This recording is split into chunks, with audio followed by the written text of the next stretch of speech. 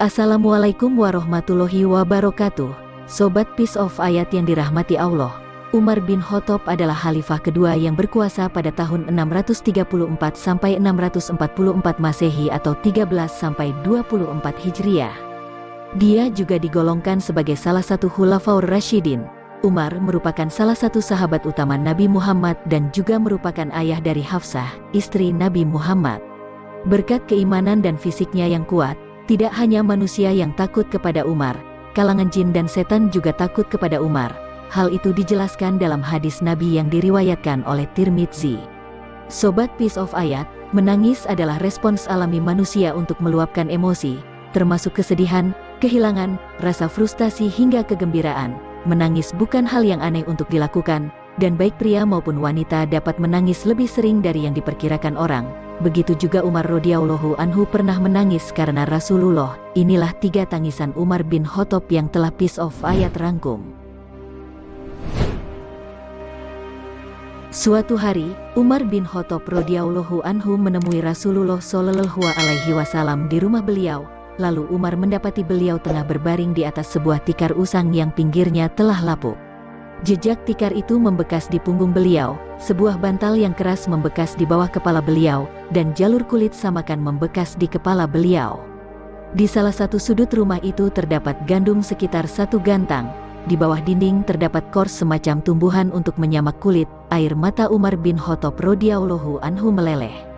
Ia tidak kuasa menahan tangis karena iba dengan kondisi pimpinan tertinggi umat Islam itu. Rasulullah shallallahu alaihi wasallam melihat air mata Umar radhiyallahu anhu yang berjatuhan, lalu bertanya, "Apa yang membuatmu menangis Ibnu Khattab?" Umar radhiyallahu anhu menjawab dengan kata-kata yang bercampur aduk dengan air mata dan perasaannya yang terbakar, "Wahai Nabi Allah, bagaimana aku tidak menangis, sedangkan tikar ini membekas di belikat Anda, sedangkan aku tidak melihat apa-apa di lemari Anda?" Kisra dan Kaisar duduk di atas tilam dari emas dan kasur dari beludru dan sutera, dan dikelilingi buah-buahan dan sungai-sungai, sementara Anda adalah nabi dan manusia pilihan Allah.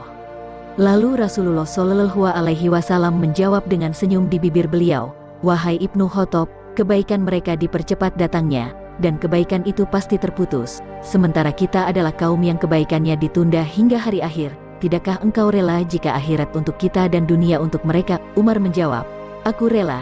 Hadis riwayat Hakim, Ibnu Hibban dan Ahmad. Umar bin Khattab memang memiliki sifat yang keras. Tatkala mendengar kabar bahwa Rasulullah shallallahu alaihi wasallam wafat, Umar sempat bingung dan tidak percaya. Ia menolak setiap usaha orang yang hendak meyakinkannya mengenai kenyataan pahit itu.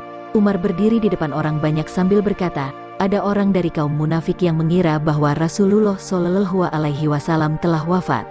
Tetapi, demi Allah sebenarnya dia tidak meninggal, melainkan ia pergi kepada Tuhan. Seperti Musa bin Imran, ia telah menghilang dari tengah-tengah masyarakatnya selama 40 hari, kemudian kembali lagi ke tengah mereka setelah dikatakan dia sudah mati." Sungguh, Rasulullah pasti akan kembali seperti Musa juga. Orang yang menduga bahwa dia telah meninggal, tangan dan kakinya harus dipotong. Abu Bakar mendatangi orang-orang yang sedang berkerumun itu lalu katanya, "Barang siapa mau menyembah Muhammad, Muhammad sudah meninggal. Tetapi barang siapa menyembah Allah, Allah hidup selamanya tak pernah mati."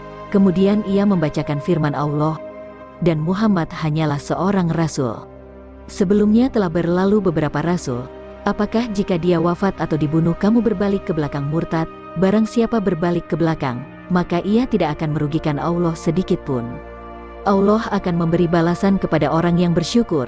Quran Surat Ali Imran ayat 144. Setelah Abu Bakar As-Siddiq membacakan ayat itu, Umar jatuh tersungkur ke tanah dan menangis. Kedua kakinya sudah tak dapat menahan lagi. Setelah ia yakin bahwa Rasulullah memang sudah wafat, seolah ia tak pernah mendengar ayat itu sebelumnya. Ada riwayat lain yang menyebutkan Bilal bin Rabah menyuarakan azan terakhir di kota Syam. Beliau tak dapat menolak permintaan Khalifah Umar bin Khattab yang rindu mendengar suara dirinya setelah lama tak menggema semenjak Rasulullah wafat. Kedatangan Umar ibnul Khattab ke wilayah Syam, yang kembali bertemu dengan Bilal radhiyallahu anhu setelah terpisah cukup lama. Umar sangat merindukan pertemuan dengan Bilal dan menaruh rasa hormat begitu besar kepadanya, sehingga jika ada yang menyebut-nyebut nama Abu Bakar As-Siddiq di depannya, maka Umar segera menimpali, Abu Bakar adalah tuan kita dan telah memerdekakan tuan kita, yaitu Bilal." Dalam kesempatan pertemuan tersebut, sejumlah sahabat mendesak Bilal agar mau mengumandangkan azan di hadapan Al-Faruq Umar Ibnul Khattab. Ketika suara Bilal yang nyaring itu kembali terdengar mengumandangkan azan, Umar tidak sanggup menahan tangisnya, maka ia pun menangis terseduh-seduh. Azan yang dikumandangkan Bilal mengingatkan Umar ketika bersama-sama dengan Rasulullah Shallallahu Alaihi Wasallam, orang yang paling dicintainya, yang kemudian diikuti oleh seluruh sahabat yang hadir hingga janggut mereka basah dengan air mata.